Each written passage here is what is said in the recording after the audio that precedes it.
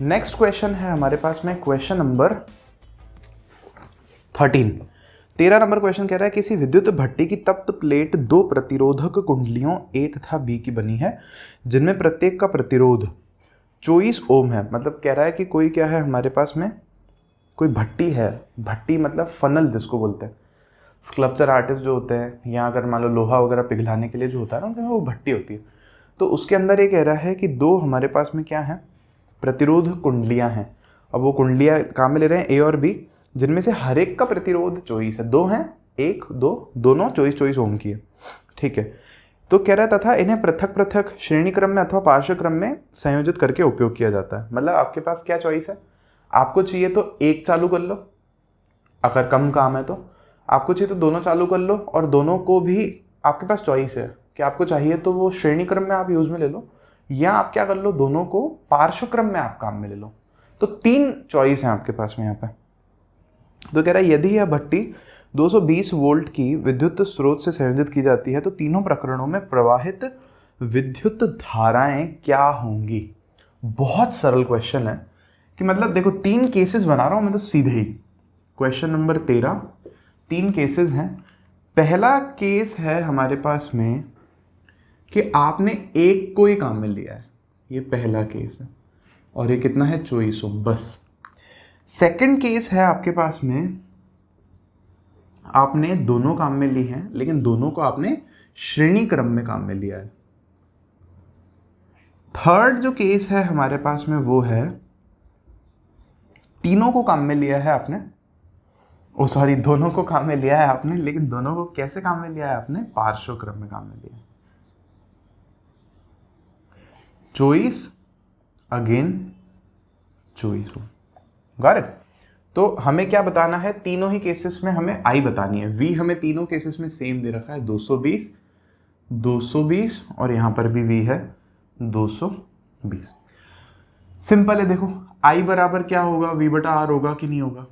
तो वी कितना है हमारा 220, आर कितना है हमारा यहाँ पर 24, भाग दोगे अगर आप यहाँ पे तो आपको मिलेगा 110 12 55 6 6 9 में 54 होता है, तो आपको यहाँ मिलेगा 9.10। तो 1 4 के आगे 0 लगेगा तो 36।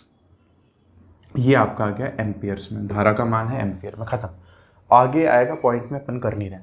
फिर उसके बाद जो सेकंड पार्ट है ना, अब इसमें देखो कुछ है नहीं खास, बस आपको क्या समझना है, यहाँ पे R जो है वो S होगा और वो R1 प्लस R2 के बराबर होगा।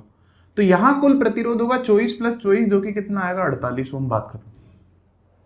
तो यहाँ पे भी धारा के लिए सूत्र तो आप यही लगाओगे V बटा R। तो V तो आपका वही है 220 बटा R है आपका यहाँ पर 48। बहुत सिंपल सी बात है। देखो कोई जल्दबाजी नहीं, धीरे धीरे करो, भागने की कोई जरूरत नहीं है।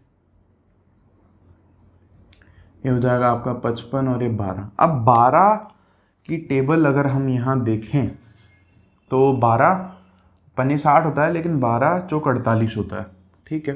4.257 70 12 55 12 6 72 पंजे 60 है ना, और फिर उसके बाद 10 बचेगा, एक और 0 लगेगा तो 12 8 96। ये आपके पास आ गया एम्पियर्स में 4.58 एम्पियर्स। भाई ऑब्वियस सी बात थी, यहाँ 24 था, यहाँ नीचे कम है, यहाँ नीचे ज़्यादा हो गई वैल्यू, तो जाहिर सी बात है ना कि ये छोटा मान आएगा। छोटा मान आया है यहाँ पे, खत्म। थर्ड है हमारे पास में यहाँ पे पार्श्व क्रम में, तो यहाँ पे 1/r कैसे कैलकुलेट करोगे आप, 1/24 प्लस 1/24 RP कह लो इसको आप, सिंपल। तो ये आपका आ जाएगा 1/RP बराबर 2/24, भाग दोगे निकालोगे तो आपके पास आएगा RP बराबर, ये आएगा आपके पास 12 ओम्स।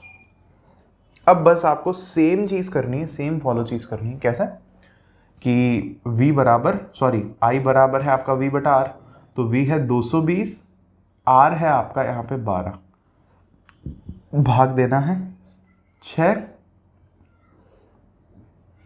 110 3 55, भाग दे दो 3 एकम 3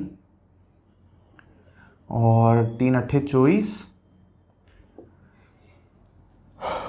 24 10 3 3 9 तो ये 18.3 एम्पियर जो है आपका यहाँ पर उत्तर आ गया। ये और ये आपके उत्तर आ गए।